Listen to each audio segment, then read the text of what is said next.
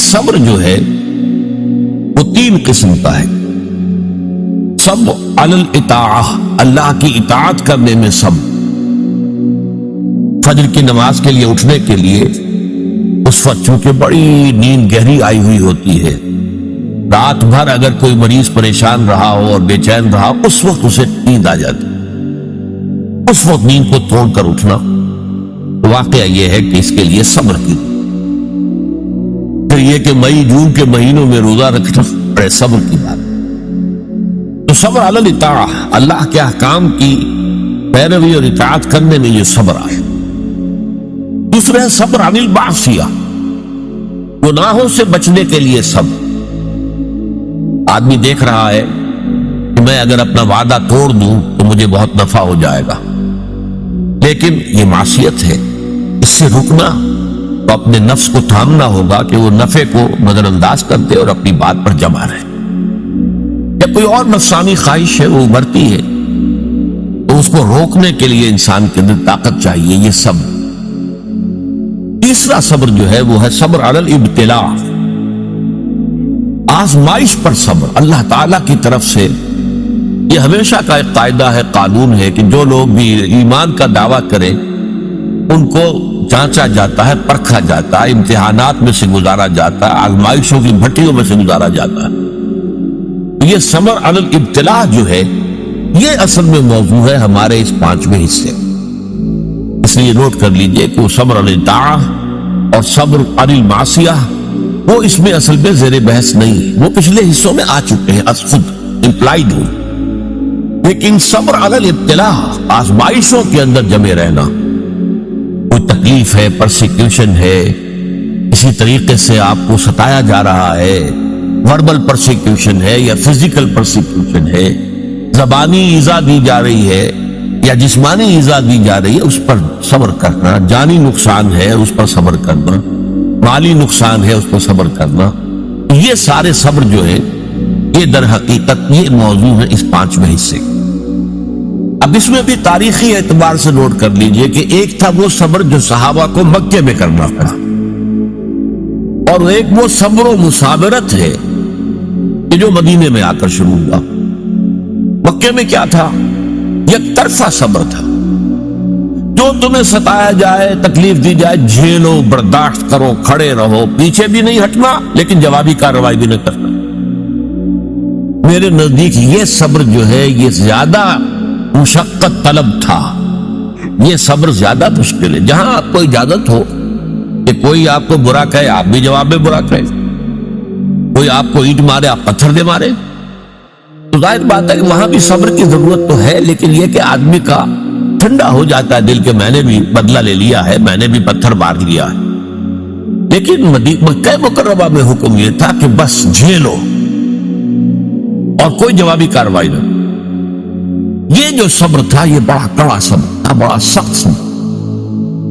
اور اسی اعتبار سے میں نے جیسا کہ آپ کو بتایا تھا کہ فزیکل پرسیکیوشن جو شروع ہوئی ہے وہ 4تھے سال سے شروع ہوئی ہے آغاز وحی کے بعد. اس سے پہلے صرف وربل پرسیکیوشن تھی، اور وہ بھی داعی یعنی حضور کی ذات پر مرکوز تھی.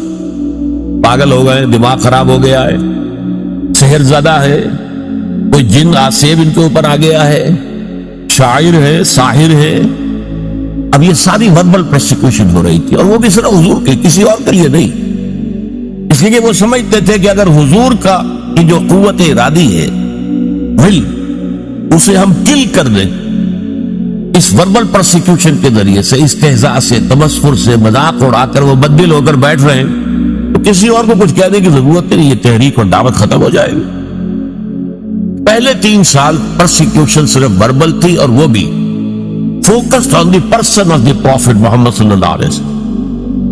4تھے سال سے جب انہوں نے دیکھا کہ یہ تو نہ نبی کے حوصلے میں اور عزم میں کوئی کمی آئی، اور نہ یہ دعوت جو ہے رکی ہے، بلکہ دعوت تو پھیل رہی ہے، خاص طور پر ہمارے نوجوانوں میں، جو ہمارے مستقبل، ہمارے چشم و چراغ ہیں، وہ ان کے گر جمع ہو رہے ہیں. اور ہمارے غلام جو اب تک تو ثابت تھے اپنے قسمت پر کہ ٹھیک ہے ہماری قسمت پہ، اب غلام بنا دیے گئے، لہذا جو آ رہا ہے جیل رہے. اب ان میں یہ دعوت نفوذ کر رہی ہے، تو یہ تو ایسا ہے کہ جیسے بارود کا گودام ہو اور اس میں کوئی آگ لگائی جا رہی. تب انہوں نے پھر فزیکل پرسیکیوشن کا آغاز، انہیں مارو، انہیں پیٹو، انہیں بھوکا رکھو، انہیں لوہے کی زنجیروں میں باندھ کر گھروں میں ڈال دو، فاقے دو انہیں، اور ان کو شدید ترین ایذائیں دو۔ یہ دور جب شروع ہوا ہے تو جیسا کہ میں نے عرض کیا، اس میں بڑے صبر کی آزمائش ہوئی، اور اس موضوع پر قرآن حکیم کا ضرب سلام سورہ عنکبوت ہے۔ سورہ عنکبوت کا پہلا رکوع آیات 13 ہیں، اگرچہ اس میں ایک آیت جو ہے الف لام میم حروف مقطعات کی ہے، باقی 12 آیات قرآن مجید میں صبر علی الابتلاء کا جامع ترین مقام، اس پر ہم نے پوری تفصیل سے گفتگو کی۔ اس کے بعد کے جو 6 رکوع ہیں ان کو 2 حصوں میں تقسیم کیا جا سکتا ہے۔ پہلے 3 حصوں میں گفتگو یہ ہے کہ زیادہ تر مشرکین سے ہو رہی ہے، ظاہر بات ہے کہ مکی صورتوں میں وہ مضمون تو جاری رہے گا، اور اس میں یہ ہے کہ پچھلے انبیاء کی کہانیاں جو ہیں، ان کے داستانیں، ان کے حالات واقعات بیان کیے جا رہے ہیں، تاکہ ایک طرف انہیں یقین آ جائے کہ ان کا انجام بھی وہی ہوگا، اور ایک طرف اہل ایمان کے دل کو تسلی ہو کہ بالآخر فتح جو ہے اہل ایمان کی ہو۔ یہ 3 رکوع ان دونوں پر مشتمل ہے، اگرچہ اس میں 2 باتیں بڑی بنیادی صبر کے ضمن میں بہت ہی بنیادی اہمیت کی آئی ہیں، وہ میں نے نوٹ کروائی تھی آپ کو۔ نمبر 1 یہ جو لوگ توحید کو چھوڑ کر کچھ تانے بانے بناتے ہیں اپنے عقائد اور اعمال کے، یہ ان کی مثال ایسی ہے کہ جیسے مکڑی بھی ایک جالا تن لیتی ہے، تانا بانا تو اس کا بھی ہے، جالا ہے، اس کا گھر ہے، تو ان کی مثال ہے کہ مثل العنکبوت اتخذت بیتا، وہ بھی ایک گھر بناتی ہے، وَإِنَّ أَوْهَنَ الْبُيُوتِ لَبَيْتُ الْعَنكَبُوتِ، حالانکہ معلوم ہے کہ تمام گھروں میں سب سے زیادہ کمزور گھر جو ہے وہ مکڑی کا گھر ہے۔ تو ان کے یہ تانے بانے بے بنیاد ہیں، غیر معقول ہیں، نہ فطرت میں بنیاد ہے نہ عقل میں بنیاد۔ ذرا سی آپ اس کا تجزیہ کریں گے تو معلوم ہو جائے گا کہ بے بنیاد ہے، بے اصل ہے، ان کی کوئی حیثیت نہیں۔ اور دوسری مثال بہترین دی تھی، اور وہ یہ کہ حق کے منکشف ہونے کے باوجود جو لوگ باطل پر اڑے رہتے ہیں، ان میں بڑی تعداد ایسے لوگوں کی ہوتی ہے جو صرف اپنے تعلقات کی بنا پر وہیں پہ جمے رہتے۔ کیا کریں، اگر ہم بدل لیں گے بات تو ٹھیک ہے، لیکن ہم نئی بات قبول کریں گے تو اپنے خاندان والوں سے کٹ جائیں گے، اپنے رشتہ داروں سے کٹ جائیں گے۔ کوئی جماعت ہے اس میں ہم شریک ہیں، لیکن اتنے سال ہو گئے، ہمیں 50 برس ہو گئے، ہماری رشتہ داریاں اسی جماعت میں ہو گئی ہیں، ہمارے کاروباری اتحاد وہی ہے، اب اس جماعت کو چھوڑ کر ہم کیسے جو ہے پنپے کے کیسے؟ اس لیے کہا گیا ہے کہ ان کی مثال کیا ہے، ان کا معاملہ یہ ہے کہ مودۃ بینکم فی الحیات الدنیا، تم باطل پر اڑے ہوئے ہو صرف اپنی دنیاوی جو زندگی ہے اس کے محبتوں اور تعلقات کی وجہ سے۔ یہ نہیں ہے کہ تم اس پر مطمئن ہو، کنونسڈ ہو، حقیقت تم پر منکشف ہو چکی ہے، یہ بات صحیح نہیں ہے، ہم غلط راستے پر جا رہے ہیں، لیکن مودۃ بینکم فی الحیات الدنیا یہ چیز ہے جو تمہیں روکے ہوئی ہے، آپ اس کو چھوڑ نہیں سکتے۔ آخری 3 رکوع جو ہیں وہ میں نے عرض کیا تھا کہ یہ 3 رکوع در حقیقت اس میں 2 مضامین جو ہیں ان کو لپیٹ دیا گیا، بٹ دیا گیا۔ ان میں سے ایک مضمون ہے وہی اہل ایمان سے خطاب، کہ آزمائش کے وقت کیا چیزیں ہیں جو تمہیں قائم رکھیں گی، تمہیں طاقت کس سے حاصل ہے، صبر کی بنیاد کن چیزوں پر قائم ہے۔ تو اس میں ہم نے دیکھا کہ 21ویں پارے کی جو پہلی آیات ہے نہایت جامع ذکر کی اہمیت، اتل ما اوحی الیک من الکتاب واقم الصلاۃ ان الصلاۃ تنہی عن الفحشاء والمنکر ولذکر اللہ اکبر۔ پھر یہ بھی فرمایا گیا کہ اہل کتاب کے ساتھ جو ہے، ان کے ساتھ جو ہے مجادلہ کرو، لیکن بڑے اچھے اسلوب سے، مشترک بات تلاش کرو اور وہاں سے بات شروع۔ اس طرح کے ہدایات آ گئی۔ پھر یہ ہے کہ مشرکین سے بات شروع ہو گئی۔ اب جو یہ آخری حصہ ہے آیت نمبر 56 سے لے کر 69ویں آیت تک، اس میں بھی آپ دیکھیں گے پہلی 5 آیات نہایت اہم ہیں ان لوگوں سے خطاب کر کے جو ان مشکلات و مصائب کی بھٹیوں میں سے گزر رہے ہیں۔ ان میں سے بعض لوگ ایسے بھی تھے کہ جن کے صبر کا پیمانہ اب لبریز ہو رہا، مزید ہمت اپنے اندر نہیں پاتے تھے اس پرسیکیوشن کو برداشت کرنے۔ ان کے لیے ایک راستہ کھول دیا گیا، اجازت دے دی گئی ہجرت. اگر تم ہمارے دین پر قائم نہیں رہ سکتے، اس جگہ پر اتنی سختی ہے، اتنا تشدد ہے، تو ٹھیک ہے تم ہجرت کر جاؤ. میری زمین بڑی وسیع ہے، بڑی کشادہ ہے، زمین سے نہ بندھے رہو. پروفیسر مرزا محمد منور صاحب ایک لفظ استعمال کیا کرتے تھے، میں اس کو انہی کے حوالے سے استعمال کر رہا ہوں. Islamic culture is not earth bound. اسلامی تہذیب اور ثقافت جو ہے وہ زمین سے جڑی ہوئی نہیں ہے. ایک ہوتا زمین، بھارت ماتا، ہم سب بھارت کی اولاد ہے، سنز آف دی سوئل. نو، ہمارا تعلق نظریات سے ہے، اللہ سے ہے، ایمان سے ہے. اس بنا پر ہماری ایک جمعیت ہے. ان کی جمعیت کا ہے ملک و نسب پر اعتبار، اور قوت دین سے ہے مستحکم جمعیت تیری. اس اعتبار سے مسلمان جو ہے وہ ارتھ باؤنڈ نہیں ہے. اگر ایک جگہ پر رہتے ہوئے تم دین پر نہیں چل سکتے، چھوڑو اس جگہ کو، دفع کر دو اسے، اور چلے کہیں اور چلے جاؤ. لیکن ساتھ ہی کچھ اور باتیں بھی کہہ دی گئی. تو یہ در حقیقت یہ موقع کیا تھا؟ اسی کے بعد ہجرت حبشہ ہوئی ہے کہ بہت سے لوگ جو ہے حضور کی اجازت سے وہ مکے کو چھوڑ کر اور حبشہ کی طرف چلے. لیکن یہ ہجرت صرف اس کے اندر صرف ایک چوائس دیا گیا تھا، ایک اجازت دی گئی تھی. یہ ہجرت واجب نہیں تھی. اس کے بعد جو ہوئی ہے 7 سال کے بعد ہجرت مدینے کی، وہ واجب تھی. وہ تو ایک یوں سمجھیے کہ جو ریولوشنری پروسیس تھا محمد رسول اللہ صلی اللہ علیہ وسلم کا، اس کی اہم کڑی ہے، اس کا ایک ٹرننگ پوائنٹ ہے، وہ واجب تھی. لیکن یہ ہجرت جو تھی، اس کو اب ہجرت حبشہ کہتے ہیں، سن 5 نبوی میں جو ہوئی ہے، یہ ہجرت تھی اجازت. جا سکتے ہو، اگر نہیں تم سے جھیلا جا رہا تو ٹھیک ہے، تم مکے کی زمین کو خیر بات کہو، کہیں اور چلے جاؤ. اور کہاں چلے جائے اس کی ہدایت حضور نے کر دی کہ حبشہ کا ملک ہے، زیادہ دور نہیں ہے حبشہ، درمیان میں صرف ریڈ سی ہے، دورہ قلزم، بس اس کو کراس کرو. کشتیوں میں بیٹھے اس کو کراس کیا، حبشہ پہنچ گئے. تو یہ ہجرت حبشہ کی طرف اشارہ ہو رہا ہے. تو ارشاد ہوا یا عبادی الذین آمنوا، یہی بڑا پیارا انداز، اے میرے وہ بندو جو ایمان لائے. ایک بات میں نے اس سے پہلے کئی مرتبہ کہی ہے آپ سے کہ قرآن مجید میں یا ایھا الذین آمنوا، یہ جو طرز خطاب ہے یہ صرف مکی صورتوں میں، مدنی میں نہیں. جبکہ ایک امت کی شکل بن گئی تھی، تحویل قبلہ ہو گیا، معلوم ہوا کہ ایک نئی امت نئے مرکز کے گرد اب وجود میں آ گئی. لہذا وہاں یا ایھا الذین آمنوا، اور اس میں صرف صاحب ایمان نہیں، منافقین بھی شامل ہوتے ہیں. پورے قرآن میں کہیں منافقین کو نہیں کہا گیا یا ایھا الذین نافقوا، وہ بھی اپنے ایمان کے مدعی تھے، انہیں ایک مسلمان سمجھا جاتا تھا. اس لیے یا ایھا الذین آمنوا میں دونوں کور ہوتا ہے. قرآن مجید میں مکی صورتوں میں یا ایھا الذین آمنوا کا لفظ صرف ایک صورت میں آیا ہے، اور وہ صورت ہے کہ جس کے بارے میں اختلاف ہے کہ وہ مکی ہے یا مدنی. وہ سورہ حج ہے، اس کے بارے میں یہ رائے بھی ہے کہ وہ مکی ہے، اور یہ رائے بھی ہے کہ مدنی. اور اس کی بعض آیات جو ہے جن سے محسوس ہوتا ہے کہ وہ مدنی ہے، وہ اصل میں میرے نزدیک برزخی آیات ہیں، نہ مکی نہ مدنی. یعنی حضور کے سفر ہجرت کے دوران نازل. مکہ آپ چھوڑ چکے، مدینہ ابھی پہنچے نہیں، دوران میں سفر جو آیات نازل ہوئی اس کو میں برزخی کہہ رہا ہوں. تو دنیا اور آخرت کی زندگی کے درمیان ایک مرحلہ ہے برزخی، ایسے ہی یہ مکی اور مدنی کے درمیان. پر اس کے علاوہ پوری مکی صورتوں کے اندر، ویسے وہ صورت بحیثیت مجموعی میرے نزدیک مکی ہے، اس کی وہ آیات جن کی بنا پر لوگوں نے یہ گمان کیا کہ مدنی ہے، وہ میرے نزدیک برزخی ہیں، یعنی مکی اور مدنی کے درمیان.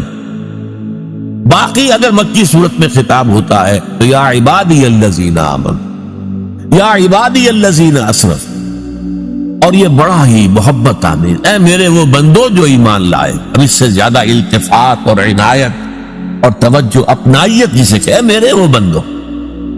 اسی کی ایک مثال آپ کو ملتی ہے سورہ زمر میں، قل یا عبادی الذین اسرفوا علی انفسہم لا تقنطوا من رحمت اللہ. اے نبی ان سے کہہ دیجیے اے میرے وہ بندو جنہوں نے اپنے اوپر ظلم کیا ہے، کوئی گناہ کمائے ہیں، کوئی معصیت کا ارتکاب کیا ہے، تو جان لو کہ تمہارا رب جو ہے وہ رحیم ہے، تواب ہے، وہ تو تمام گناہ معاف کر دے گا. لا تقنطوا، مایوس نہ ہو جائے گا اس کی رحمت سے.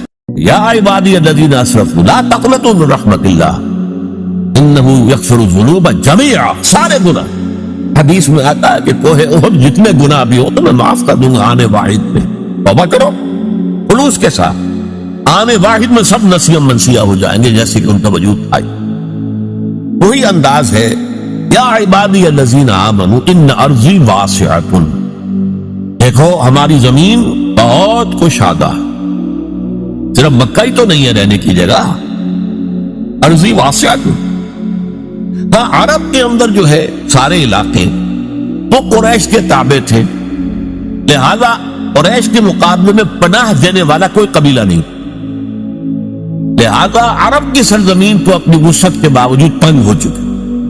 البتہ عرب سے باہر پوری دنیا پڑی ہے، جاؤ، لیکن ڈٹے رہو، ایمان سے پیچھے نہ۔ ان ارضی واسعۃ فإیایا فاعبدون، بس میری ہی بندگی کرو، یہاں نہیں کر سکتے تو وہاں جا کر کرو۔ اس میں پھر حضور نے نشاندہی فرما دی صلی اللہ علیہ وسلم کہ جاؤ حبشہ میں چلے جاؤ، وہاں ایک بادشاہ ہے جو بڑا ہی انصاف پسند ہے، اس بادشاہ کے پاس نجاشی رحمت اللہ علیہ جو بعد میں ایمان بھی لے آئے اور انہیں تابعین میں شمار کیا جاتا ہے کہ حضور کی زیارت تو ان ثابت نہیں ہے، نہیں ہوئی ہے، لیکن یہ کہ وہ ایمان لائے ہیں، صحابہ کو انہوں نے دیکھا ہے جو بھی گئے تھے ہجرت کر کے وہاں، لہذا انہیں تابعی شمار۔ ان ارضی واسعۃ فإیایا فاعبدون، میری ہی بندگی کرو۔ اسی سے ملتے جلتے اشعار ہیں حضرت علی رضی اللہ تعالی عنہ، بلاد اللہ واسعۃ فضاء، اللہ کی سرزمین جو ہے وہ بڑی وسیع ہے، بلاد اللہ واسعۃ فضاء ورزق اللہ فی الدنیا فصیح، اور اللہ کا رزق بھی دنیا میں بہت پھیلا ہوا ہے۔ فقل لقائل القاعدین علی ہوان، تو ذرا جو لوگ بے عزتی بے غیرتی کی وجہ سے بھی رہ رہے ہیں کسی جگہ، ایک جگہ رہ رہے ہیں اگرچہ بے عزتی ہو رہی ہے، توہین ہو رہی ہے، اہانت ہو رہی ہے، ان کی حمیت کو کچلا جا رہا ہے۔ فقل للقاعدین علی ہوان، اس توہین آمیز روش کے باوجود جو وہاں بیٹھے ہوئے ہیں ان سے کہہ دو، فقل للقاعدین علی ہوان اذا ضاقت بکم ارض فسیحوا، اگر کوئی ایک زمین تم پر تنگ پڑ جائے تو چھوڑو اس کو، کہیں اور چلے گا، اپنی عزت نفس کی حفاظت، اور یہاں معاملہ ایمان کا ہے، اپنے ایمان کی حفاظت۔ یا عبادی الذین آمنوا ان ارضی واسعۃ فإیایا فاعبدون کل نفس ذائقۃ الموت ثم الینا ترجعون۔ اب اس میں دوسرا رخ بھی آ گیا، دیکھو یہاں کے تشدد سے آخری اندیشہ اسی کا ہے نہ کہ وہ تمہیں قتل کرتے ہیں، لیکن سوچ لو اگر ابھی تم قتل سے بچ جاؤ گے تو کیا موت سے بچے رہو گے؟ موت تو آنی ہے، آج نہیں تو کل، کل نہیں تو پرسوں۔ لہذا یہ اجازت تھی، کیونکہ صرف یہ کوئی حکم نہیں تھا ہجرت کا، اجازت، اور اس اجازت کے اندر یہ چیز امپلائڈ تھی کہ جس کی ہمت جواب دے رہی ہو، اس میں مزید جھیلنے کی جو ہے برداشت کرنے کی ہمت نہ اپنے اندر پائے، وہ چلا جائے۔ لیکن انہی سے کہا جا رہا ہے تو موت سے بچ کر تم کہیں نہیں جا سکتے۔ اگر سمیہ رضی اللہ تعالی عنہا اور یاسر رضی اللہ تعالی عنہ کو شہید کر دیا ابو جہل نے، اور تمہیں بھی کر دیں تو کیا تمہیں تکلیف ہوگی؟ سیدھے جنت پہ جاؤ، حساب کتاب کا انتظار نہیں ہوگا، یوم قیامت کا بھی انتظار نہیں۔ باقی لوگ بڑے سے بڑا ولی اللہ ہو وہ بھی جنت میں داخل ہوگا قیامت کے بعد، حساب کتاب کے بعد، اور تم تو جاؤ گے فوراً جنت کے اندر۔ لہٰذا یہ پہلو سامنے رکھو۔ اب دیکھیے میں نے عرض کیا تھا پہلے رکوع کے درس میں کہ دو چیزیں اس میں ساتھ ساتھ چل، دلجوئی بھی اور ڈانٹ ڈپٹ۔ کیا دلجوئی کا پہلو کیا ہے؟ ٹھیک ہے بھائی، اگر برداشت سے باہر بات ہو رہی ہے تمہارے، جاؤ، تمہیں اجازت ہے، تم نہیں رکھتا۔ بات یہ نہیں اس چیز سے ڈر کر جا رہے ہو، موت سے، موت تو آنی ہے، کل نفس ذائقۃ الموت ثم الینا ترجعون، پھر ہماری طرف تمہیں پلٹنا ہے، لوٹا دیا جائے گا۔ والذین آمنوا وعملوا الصالحات، اور وہ لوگ جو ایمان لائے اور عمل صالح کرے، تو ڈٹے رہے اس پر، لنبوئنہم من الجنۃ غرفا تجری من تحتها الانہار، ہم لازماً انہیں جگہ دیں گے جنت کے بالا خانوں میں جن کے نیچے نہریں بہ رہی. یہاں دیکھیے وہی صیغہ اب آ رہا ہے جو پہلے رکوع میں بار بار آیا. لَنَجْزِيَنَّهُمْ أَحْسَنَ الَّذِي كَانُوا يَعْمَلُونَ. وہاں پر آیا تھا ہم تو لازماً آزمائیں گے. وَلَنَبْلُوَنَّ وہ بھی ہے ان کو آزمایا جائے گا. تو اس اعتبار سے وہی صیغہ تاکید کا. لَنُبَوِّئَنَّهُمْ ہم لازماً انہیں دیں گے جگہ دیں گے. مِنَ الْجَنَّةِ غُرَفًا جنت کے بالا خانوں میں. تجری من تحتہا الانہار جن کے نیچے نہریں بہتی ہوں گی. خالدین فیہا اس میں وہ ہمیشہ ہمیشہ رہیں گے. نعم اجر العاملین بہت ہی اچھا اجر ہوگا عمل کرنے والوں کا. اور اب نہایت خوبصورت مقام ہے یہاں پر. عمل کرنے والوں کی بنیاد کیا ہے؟ الذین صبروا وعلی ربہم یتوکلون. وہ لوگ جنہوں نے صبر کیا، جھیلا، برداشت کیا، سختیاں جھیلی، مصیبتیں جھیلی، مصائب جھیلے. جبکہ مدینے کی مکے کی گلیوں میں گھسیٹا جا رہا تھا حضرت بلال کو، اور جیسے جانور کی لاش گھسیٹی جاتی ہے، کھینچ کر لائی جاتی ہے، اسی طریقے سے ایک زندہ انسان، پوسٹ پوسٹ کا انسان، اور اس کی گردن میں رسی ڈال کر دینی ہے چھوکروں کو، گھسیٹو اس کو گلیوں کے. اور ظاہر بات ہے کہ وہ گلیاں کوئی پیومنٹ تو نہیں تھے، وہاں پر کوئی سڑکیں تو نہیں. کونے رکھنے والے جو ہے نوکیلے پتھر جسم ادھر رہا، خونم خون ہے. پھر سینے کے اوپر ایک بھاری پتھر رکھ دیا گیا دھوپ میں ڈال کر. اوپر سے وہ آسمان جو جیسے آگ برس رہی ہے، ادھر سینے پر پتھر. سانس لینا مشکل سے سانس لے رہے ہیں، لیکن ساتھ ساتھ کہہ رہے ہیں احد احد احد احد احد احد احد. ایک ہی کو مانتے اور کسی کو نہیں مانتے. الذین صبروا ان لوگوں نے صبر کیا.